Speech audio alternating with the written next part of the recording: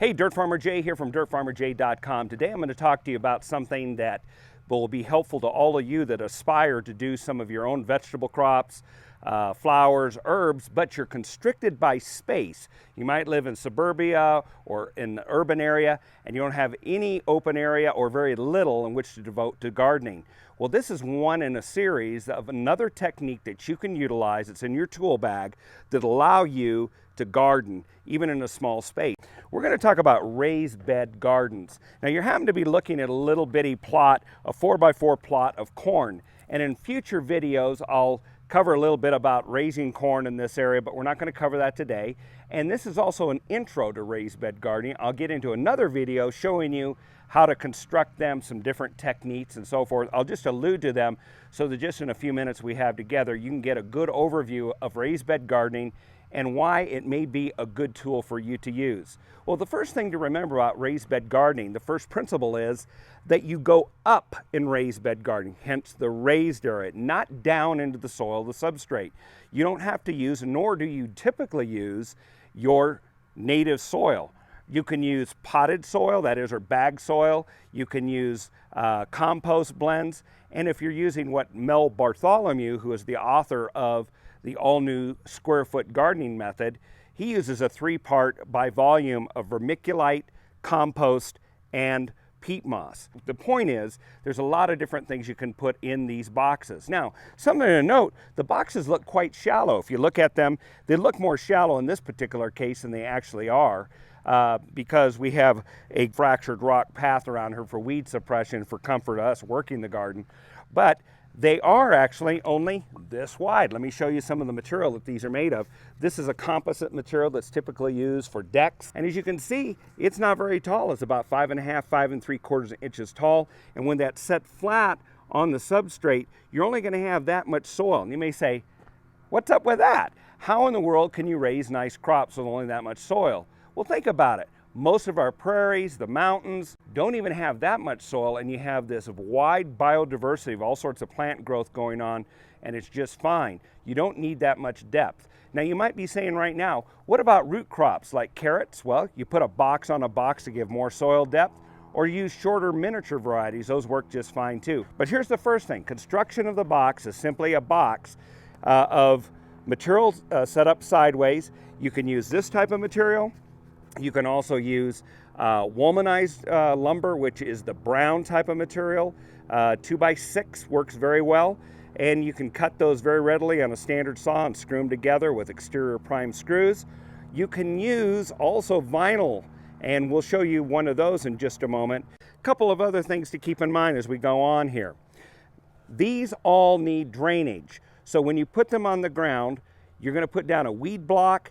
Sometimes we use recycled material for large banners that go on signs, those sort of things, but you always have to perforate that material to assure that water drains through to stop the situation of water sitting at the bottom of the bed. If you do that, you're going to end up with putrid soil, and you're put into what's called an anaerobic situation. That means, or condition, that means that there's little or no oxygen, and the microbes that thrive in those conditions put off some very offensive odors, and the plants can't live in it. So water has to move through and get added to the top, move through and drain off the excess and not stand in it. The third thing to keep in mind with raised bed gardening is notice that this box is 4 foot by 4 foot. The reason for that, the average person can reach quite easily into the center of the garden from any side. If this happened to be backed up against a wall, along a patio wall or whatever, then you would only make it a maximum of 3 foot. 32 or 24 inches is better for you to be more comfortable working with it. One of the no-nos in raised bed gardening is you never walk in your own garden, because as soon as you do, you compress the growing medium, making it difficult for the moisture to move through it, for the roots of the plants to be able to move through it and establish well. So you never walk in your garden, you always just build it big enough that you can work it from the exterior in. Now, I want to point out just a construction technique on this garden. If you'll notice over here, you can see the end of this one coming here, and then this one tucked up to it. But if you pan across to the right here, notice the next one is tucked here. And so it goes around the entire bed. And what happens is, if you just cut these, let's suppose you're doing a 4 foot by 4 foot, then you're just going to put one behind here and do the same pattern, and it comes around to itself again. When you screw it all together, you've got a nice 4 foot garden. You generally do not want to make the garden more than 12 foot long, for the simple reason that as soon as you're working the garden, you'll be tempted to jump through the middle or step in the middle instead of walking around. You get longer than that, it just gets way too long to walk around, and you'll look around and see anybody looking, and then you're going to step in your garden, and that's a no-no. One other thing we want to point out here very quickly, and that is this garden over here. I want to show you this garden. This garden's fallow. It's at the end of the season. It was used to raise garlic, onions, and some other produce as well. We have now reconditioned the soil. It's getting ready to be planted again, but I wanted to show this to you simply because this is a little bit more of an upgrade.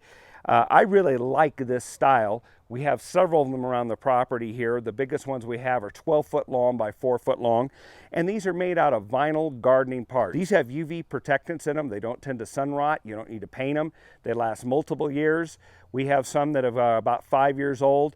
I've seen some of these in service upward to 7 to 10 years that are still looking really good and will hold on.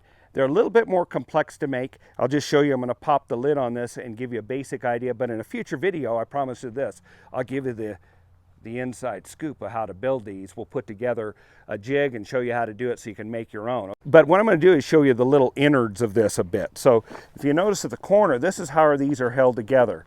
That's a regular 5 by 5 cap. This is a 5 by 5 post. So you look at all the things that are in there. But here's the point. These are routed in. The rails come through, they're drilled here, and again in the future video I'm going to show you the very specifics and measurements and the jigs I did to do this. Little piece of PVC pipe, 1/2 inch pipe, I believe that's a 7-inch piece. It goes through to lock it onto the corner, and then those are pieces of rebar. They're number 4 rebar. That's a 24-inch stake that's simply driven the corner after we squared up the shape. One other thing you can't see in here is because it's a finalized garden, you can't see the weed barrier that's under it. So we use a commercial black polyester spun weed barrier that's under that so that you don't get weeds growing up through it. I've been asked about, is it okay to use railroad ties? How about some of the treated lumber that's been around for a while, the green type? Well, I've got to tell you, if you go up on the internet and do some prudent research, you're going to find there's a fairly robust dialogue going on up there related to whether it's safe or not to do this. And the dialogue has to do with the chemicals that are in the wood and whether or not they will leach into the soil, and then thereby the plants will uptake them through their root structure and somehow it'll end up with you. And you know, there's some pretty smart people on both sides that have some pretty convincing arguments. But I'll leave it up to you. You go and take a look up there and see if you do have railroad ties or you have some of the green lumber or whether to use it or not. There are people, though, that say they've used them for years and they're pretty far up in years and living a healthy, robust life, and they're doing fine. So I'll leave it up to you. I hope that you found this video on raised bed gardening to be helpful for you. You can use it whether you're in that urban setting, you're in suburbia, or as we do, we use it along, even though we have some open ground, we find it to be a very efficient and handy way to do much of our gardening. I hope you enjoy it. If you did enjoy it, there's also an additional video you want to look up in our video library pertaining to the square foot gardening method as popularized by Bartholomew, who wrote the all-new Square Foot Gardening.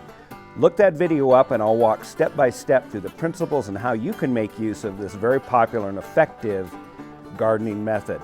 If you like this video, make sure to like it, pass it on to your friends, and subscribe to our channel. And until the next time, this is Dirt Farmer Jay from DirtFarmerJay.com.